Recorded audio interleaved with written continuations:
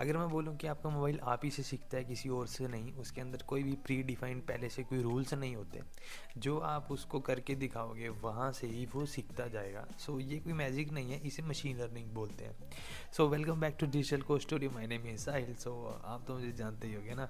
सो ऐसी और वीडियोस आपके लिए आती रहेंगी, और इस वीडियो में हम मशीन लर्निंग के बारे में पढ़ने वाले हैं। सो बने रहिए लास्ट तक। सो चलिए स्टार्ट करते हैं। सबसे पहला पॉइंट कि व्हाट इज़ मशीन लर्निंग।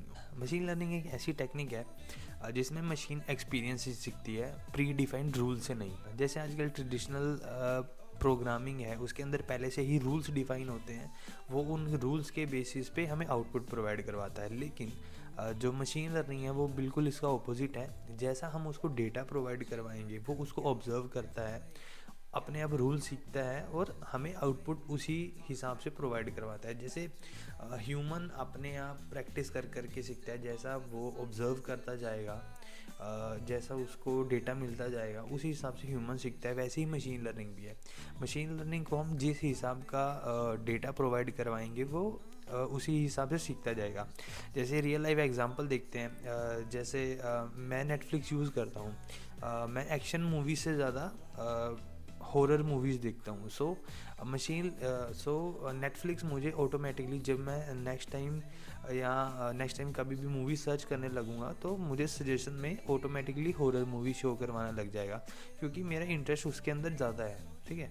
सो इसे कहते हैं मशीन लर्निंग। ये मशीन लर्निंग का पार्ट होता है नेटफ्लिक्स, जिसमें वो सजेशन प्रोवाइड करवाता है, मतलब ह्यूमन के बिहेवियर से। क्योंकि मैंने उसे डेटा प्रोवाइड करवाया कि मुझे ज़्यादा हॉरर मूवीज़ पसंद है, तो उसने मुझे हॉरर मूवीज़ सजेस्ट करना स्टार्ट कर दिया। हमारे पास मशीन लर्निंग का एक और एग्जांपल है। जैसे हमारे फ़ोन का फेस लॉक होता है। अगर हम उस पर फेस लॉक सेट करते हैं, ठीक है, मैंने फेस लॉक सेट कर दिया, ये भी एक मशीन लर्निंग का पार्ट होता है। सो कुछ दिन बाद अगर मेरी बीएड भी बढ़ रही है, मेरे फेस में कुछ ना कुछ चेंज हो रहा है, ठीक है, फिर भी मशीन लर्निंग क्या करती है, मतलब हमारे मोबाइल का फेस लॉक क्या करता है, हमें पहचान लेता है कि ये मतलब ये वही फेस है जो एक्चुअल में हमने फेस अनलॉक के टाइम पे लगाया था। ठीक है, अगर बीएड चेंज हो रही है, कुछ भी फेस में चेंज हो रहा है, लेकिन फिर भी वो अनलॉक कर देता है, क्योंकि जो हमारा मशीन लर्निंग है या मेरा फ़ोन है उसने ऑब्जर्व कर लिया था कि मेरा चेहरा कैसा दिखता है। सो उसने पहले ही अपने डेटाबेस में ऑब्जर्व कर लिया कि मेरा चेहरा कैसे दिखता है। सो उस हिसाब से वो प्रिडिक्ट कर लेता है कि हाँ यही वो बंदा होगा जिसका वो चेहरा लग रहा है। हमारा नेक्स्ट पॉइंट है how machine learning actually works. So machine learning 4 steps में काम करता है। सबसे पहले तो मशीन डेटा ऑब्जर्व करेगा, उसके बाद मशीन पैटर्न ढूंढती है कि कैसे हम अपने डेटा को रिप्रेजेंट कर सकते हैं। ठीक है, और डेटा का पैटर्न क्या है, किस तरह का डेटा हम ऑब्जर्व कर रहे हैं। थर्ड ये कि कि मशीन लर्निंग प्रिडिक्ट करेगी कि कैसे मैं और अच्छी तरीके से इसके आंसर को प्रोवाइड करवा सकती हूँ। लेकिन जो उसके पास मशीन लर्निंग के पास ऑलरेडी डेटा होता है वो उसको यूज़ करके उसका और इम्प्रूव्ड आंसर ढूंढने की ट्राई करती है।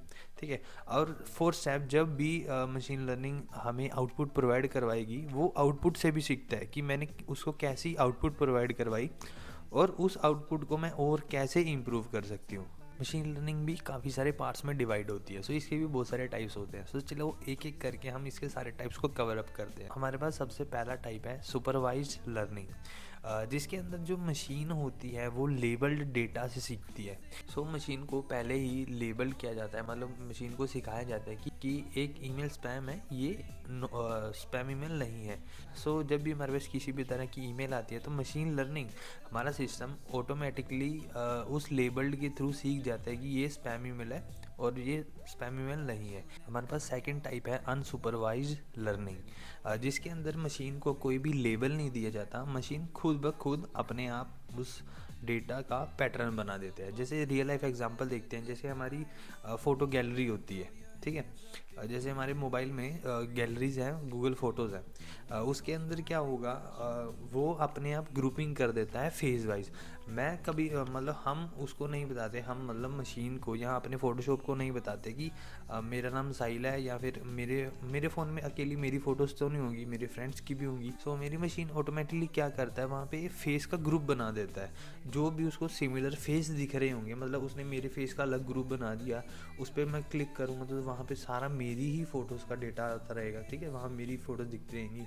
और अगर वो किसी दूसरे मतलब अगर मेरा कोई फ्रेंड है उसकी फ़ोटोज़ है, उसका भी फेस का अलग ग्रुप बना देगा, मैं उस पर क्लिक करूँगा तो सिर्फ उसी की फ़ोटो दिखेंगी जिसमें वो एग्जिस्ट कर रहा होगा, अदरवाइज वो कोई और फोटो दिखाएगा ही नहीं। सो इसे बोलते हैं अनसुपरवाइज्ड लर्निंग। मशीन लर्निंग का तीसरा टाइप है रीइंफोर्समेंट लर्निंग, जिसमें मशीन लर्निंग खुद ट्रायल और एरर से सीखता है। जैसे अगर पनिशमेंट मिलेगी तो वहाँ से सीखेगा, अगर रिवॉर्ड मिलेगा उसको और कैसे इंप्रूव कर सकते हैं वैसे सीखते हैं। रियल लाइफ एग्जांपल्स देखते हैं, जैसे कोई बच्चा साइकिल चलाना सीखता है, सो वो साइकिल चलाएगा, अगर वो मतलब पहली बार साइकिल चला रहा है, सो वो क्या करेगा, गिरेगा तो उसको पनिशमेंट मिलेगी, वो वहाँ से सीखेगा कि मुझे ये गलती दोबारा नहीं करनी, ठीक है। उसके बाद जब वो धीरे धीरे साइकिल चलाना और स्टार्ट करेगा, दोबारा स्टार्ट करेगा, उसका बैलेंस बनना स्टार्ट हो जाएगा, मतलब उसको रिवॉर्ड मिला, वो उसको रिवॉर्ड मिलेगा, वो वहाँ से भी सीखेगा कि हाँ मुझे ये पैटर्न को और इम्प्रूव करना है, ठीक है। उसके बाद उसकी प्रैक्टिस परफेक्ट हो जाएगी, वो और अपने आप को इम्प्रूव करता जाएगा। सो ऐसे ही मशीन लर्निंग के साथ भी है, उसको जो सा डेटा मिलेगा वो प्रिडिक्ट करके हमें आउटपुट प्रोवाइड करवाएगा। अगर उसकी आउटपुट ख़राब होगी सो वो वहाँ से सीखेगा और उसको बेटर करने की ट्राई करेगा कि इसको मैं सही कैसे कर सकता हूँ। अगर वो हमें आउटपुट सही देता है और वो सही आउटपुट से भी सीखेगा कि मैं इस आउटपुट को और कैसे इम्प्रूव कर सकता हूँ और कैसे अच्छी तरह रिप्रेजेंट कर सकता हूँ। सो ये होती है रीइंफोर्समेंट लर्निंग। हमारे पास लास्ट टाइप है सेमी सुपरवाइज्ड लर्निंग, जिसके अंदर मशीन को लिटिल बिट लेबल किया जाता है, बताया जाता है कि ये डेटा मतलब इस डेटा का ये नाम है और इसको इस पर्टिकुलर चीज़ के लिए काम किया जाता है, और बाकी का डेटा को लेबल नहीं किया जाता, उसको वो अपने आप ही प्रिडिक्ट करके जो उसको लेबल डेटा होता है उसके थ्रू वो ऑब्ज़र्व करता है कि किस डेटा का क्या काम होता है, और उसके बाद बाकी के डेटा को अपने आप ऑब्जर्व करके आउटपुट प्रोवाइड करवाना स्टार्ट कर देता है। इसे कहते हैं सेमी सुपरवाइज्ड लर्निंग। देखो 2026 में मशीन लर्निंग की बहुत ज़्यादा डिमांड है। इसकी डिमांड किस लिए है? एक तो स्मार्ट ऐप्स के लिए। आजकल हर कोई मतलब आजकल हम मार्केट में बहुत सारे ऐप्स हैं जो हमारे काम को और ईजी बनाते हैं, जैसे ब्लिंकिट हो गया, जोमेटो, स्विगी, और भी बहुत सारे ऐप्स हैं जो हमारी डेली लाइफ को, हमारी बिजी लाइफ को इजी बनाने का काम आता है। हमारे मतलब 15 या 20 मिनट में फूड घर पे आ जाता है, और हम अगर शॉपिंग करते हैं तो शॉपिंग का सामान कैसे सजेस्ट करना है हमें ऑटोमेटिकली सजेशन प्रोवाइड करवाता है। हर ऐप में आजकल मशीन लर्निंग का यूज़ किया जाता है। दूसरा ऑटोमेशन के लिए, वही तो ऑटोमेशन मतलब मैं रिमाइंडर लगा सकता हूँ। आजकल एआई एजेंट्स हैं जो हमारा सारा काम अपने आप कर देते हैं। थर्ड है पर्सनलाइजेशन के लिए, मैं अपने आप को इम्प्रूव करने के लिए मशीन लर्निंग का यूज़ कर सकता हूँ, एआई का यूज़ कर सकता हूँ। मैं अपनी सेल्फ ग्रोथ के लिए, जैसे चैट जीपीटी है, अगर मैं डेवलपर हूँ तो वो मेरी सेल्फ ग्रोथ के लिए चैट जीपीटी बहुत यूज़फुल है। मुझे पहले मैनुअली कोड लिखना पड़ता था, अब मैं चैट जीपीटी के थ्रू इजीली जो कोड लिखने में मुझे 5 से 6 घंटे लगते थे, वही मैं चैट जीपीटी को बोलता हूँ कि मुझे ऐसे ऐसे अगर मुझे लॉगिन पेज का डिज़ाइन बनाना है तो मुझे लॉगिन पेज का डिज़ाइन बना के दे दे। वो मुझे विद इन 15 से 30 सेकंड के अंदर या 1 मिनट के अंदर अंदर मुझे सारा कोड प्रोवाइड करवा देता है। सो ये मेरी पर्सनल ग्रोथ के लिए बहुत इंपॉर्टेंट है। थर्ड, हाइपिंग जॉब्स के लिए। देखो आजकल मार्केट में कितने सारे ऐप्स हैं, वो ऐप्स कंपनीज बना रही हैं, उस कंपनी में बंदे काम कर रहे हैं।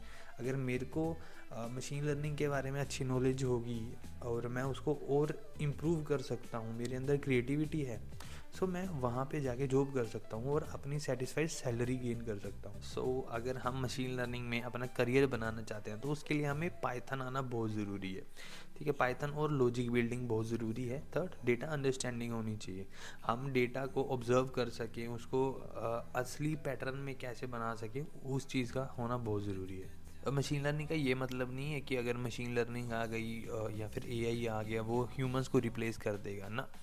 मशीन लर्निंग का मेन काम है ह्यूमन की थिंकिंग को और इम्प्रूव करना, उसकी डेली बोरिंग लाइफ को और इम्प्रूव करना। मतलब उसके जो डेली के जो भी नॉर्मल टास्क होते हैं, डेली रूटीन में बोरिंग टास्क होते हैं, उसको वो मशीन लर्निंग के थ्रू करवा सकता है और अपनी थिंकिंग को और अपने काम को और इम्प्रूव करवा सकता है। सो होप गाइस आपको वीडियो अच्छी लगी होगी, ऐसी और वीडियोस आपके लिए लाते रहेंगे। तो चैनल को लाइक शेयर सब्सक्राइब ज़रूर कर देना, मिलते रहेंगे आपको और वीडियोस में। सो आज के लिए बाय बाय।